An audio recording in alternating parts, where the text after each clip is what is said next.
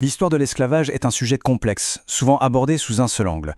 Aujourd'hui, on va se plonger dans les faits pour comparer deux des plus grands systèmes esclavagistes de l'histoire et surtout pour bien comprendre ce qui les différenciait. Cette citation pose un cadre essentiel. Elle nous rappelle que l'esclavage n'est pas l'histoire d'un seul peuple ou d'une seule époque. C'est une tragédie universelle, bien plus ancienne et plus étendue qu'on ne le pense. C'est important de garder ça en tête. D'ailleurs, rien que l'origine du mot esclave est révélatrice. Ça vient de slave, en référence aux peuples slaves qui ont été massivement réduits en esclavage au Moyen-Âge.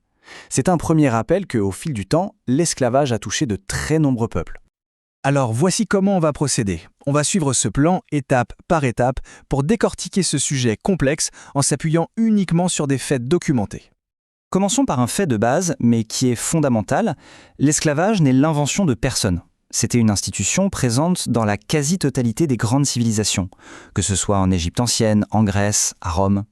C'était un rouage, souvent essentiel de leur économie. Bon, maintenant parlons de la traite transatlantique. C'est souvent celle que l'on connaît le mieux. Elle s'est étendue sur environ 4 siècles et elle a complètement bouleversé la démographie du continent américain. Alors, de combien de personnes parle-t-on?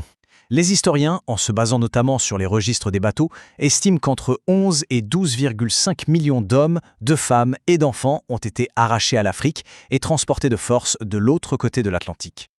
Et là, attention, on a un chiffre qui vient bousculer une idée très répandue. Contrairement à ce qu'on pourrait croire, l'Amérique du Nord et donc les futurs États-Unis n'a reçu que moins de 4% des captifs. L'écrasante majorité, près de la moitié, a été déportée au Brésil et une grande partie dans les Caraïbes, principalement pour travailler jusqu'à la mort dans les plantations de sucre. Allez, on passe maintenant à l'autre grand système, la traite dite orientale ou arabo-musulmane. Et là, la première chose qui saute aux yeux, c'est la durée. Ce n'est plus 4 siècles, mais plus de 13 siècles d'histoire. C'est une échelle de temps complètement différente. Pour ce qui est des chiffres, c'est beaucoup plus compliqué. Il n'y avait pas de registre centralisé comme pour la traite atlantique. Mais l'un des historiens qui fait autorité sur le sujet, Ralph Austen, avance une estimation autour de 17 millions de personnes déportées via les routes du Sahara, de la mer Rouge et de l'océan Indien. Cette frise chronologique met vraiment les choses en perspective. C'est très visuel. D'un côté, une traite d'une violence et d'une ampleur industrielle sur 4 siècles. De l'autre, une traite qui a duré plus de 3 fois plus longtemps, qui a commencé au 7e siècle pour ne s'arrêter qu'au début du 20e. Bon, les chiffres et la durée, c'est une chose. Mais la vraie différence, la différence fondamentale entre ces deux systèmes, elle est ailleurs. Tout repose sur une question simple. Pourquoi faire venir des esclaves? Quel était le besoin? Ce tableau résume bien les choses. Pour la traite atlantique, la demande était avant tout économique. Il fallait une force de travail massive, principalement masculine, pour les plantations. Pour la traite orientale, le besoin était différent. Il s'agissait surtout d'une demande pour des femmes, pour le service domestique ou les harems, et pour des hommes qui deviendraient des soldats ou des eunuques. Et cette différence de fonction va tout changer en termes d'héritage démographique. On touche ici au point le plus radical et sans doute le plus débattu. Pour expliquer l'absence d'une grande diaspora noire dans le monde arabo-musulman aujourd'hui, l'anthropologue Tidiane Diaye utilise des mots très forts. Il parle de génocide voilé, lié à une pratique systématique. La logique derrière sa thèse est purement démographique. La castration des hommes, avec un taux de mortalité absolument effroyable, aurait tout simplement empêché la reproduction et donc la création d'une communauté afrodescendante sur le long terme, contrairement à ce qui s'est passé aux Amériques. Il faut préciser que c'est une thèse d'historien spécifique qui est débattue dans le monde académique. Comment ces deux systèmes ont-ils pris fin? Eh bien là encore, les histoires sont complètement différentes. Et ça nous en dit long sur les sociétés de l'époque. Côté atlantique, l'abolition est venue de l'intérieur. Ce sont des mouvements politiques, philosophiques, moraux, au sein même des nations occidentales qui ont fini par l'emporter. Pour la traite orientale, c'est tout l'inverse.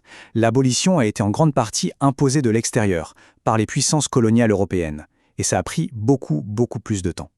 Tenez-vous bien, l'Arabie saoudite, elle, n'a officiellement aboli l'esclavage qu'en 1962. Et on arrive à la dernière partie, sans doute la plus complexe.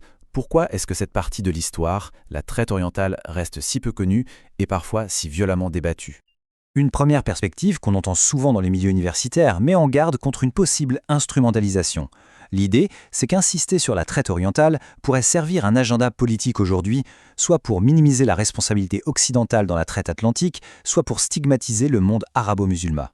Face à cette critique, Tidiane Diaye, lui, propose une toute autre explication pour ce silence. Selon lui, il s'agirait d'un tabou profond, lié à une sorte de solidarité religieuse, où les descendants des victimes et des bourreaux partagent la même religion, l'islam, ce qui rendrait la confrontation avec ce passé extrêmement difficile. Et tout cela nous amène à une question finale, une question qui nous dépasse tous. Au fond, la mémoire est toujours une construction, c'est un choix. Alors pourquoi ? Pourquoi certaines tragédies sont-elles au cœur de notre mémoire collective alors que d'autres, tout aussi massives, restent encore largement méconnues ? C'est peut-être en répondant à cette question qu'on comprendra le mieux notre présent.